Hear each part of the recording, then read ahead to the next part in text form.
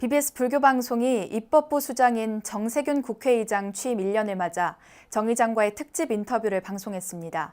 정 의장은 협치는 먼저 양보하는 것, 행정부를 견제하지 못하면 직무유기란 말로 정파를 초월한 입법부의 본래 기능을 강조했습니다.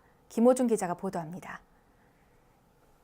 정세균 국회의장은 지난달 13일로 2년 임기의 반환점을 돌았습니다. 재헌절과 임기 1년을 즈음해 BBS 불교방송은 국회의사당 의장 접견실에서 정 의장과 특별 인터뷰를 진행했습니다. TV와 라디오로 40분 정도 녹화된 대담에서 정 의장은 현직 대통령에 대한 2번의 국회 탄핵안 처리에서 자신이 중심에 선 운명부터 떠올렸습니다. 노무현 대통령 탄핵 사태가 있었죠. 네네. 그때는 제가 그 당시에 그 탄핵을 막기 위해서 그렇죠. 의장석을 점거하고 네네. 있었어요. 네. 근데 이번에는 이제 제가 의사봉을 쥐은 상태니까 참 이게 역사의 아이러니인가 그런 생각도 들고. 여소야대 다당제로 출범한 20대 국회에서 협치가 절실히 요구되지만 공허한 메아리에 그치고 있는 데 대해 정 의장은 협치의 본질론을 꺼내들었습니다. 먼저 양보하는 것이 협치라고 하면서 정파를 초월한 대승적 자세의 중요성을 강조했습니다. 협치가 그냥 도와달라고 부탁하는 게 협치는 아니지 않냐. 그러지 않습니다. 맞습니다. 그래서 어떻게 보면 오히려 내가 먼저 양보하고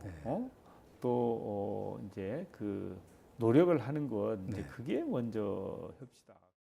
여당 출신 의장이지만 문재인 정부가 진정성 있는 소통과 협치에 소홀하다면 입법부 수장으로서 견제 역할을 제대로 하겠다는 뜻도 내비쳤습니다.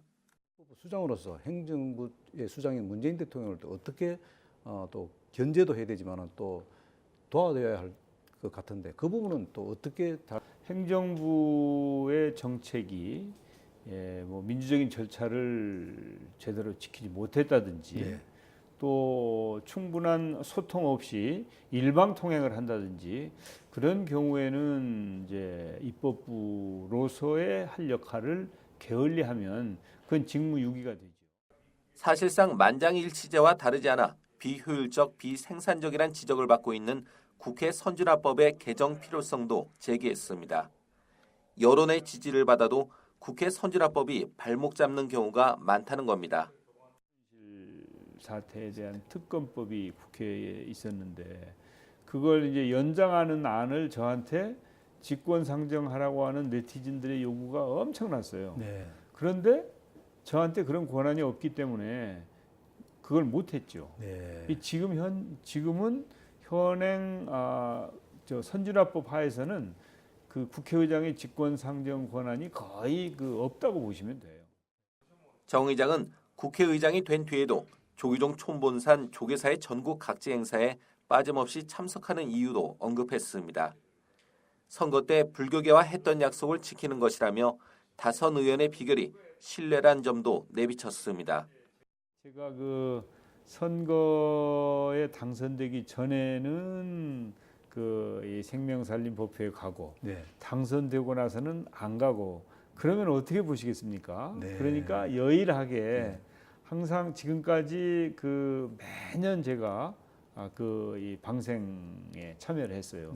지방에 그래서 뭐 저 경북 의성의 고운사도 가고, 그렇습니까? 또 뭐 이 전남의 백양사도 가고.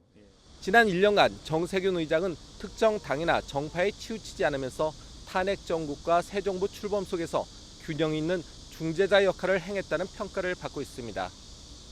앞으로 1년은 내년 지방선거에 맞춰 국회 주도로 개헌을 처리하는 것이 정 의장의 최대 과제가 될 것으로 보입니다. BBS 뉴스 김호준입니다.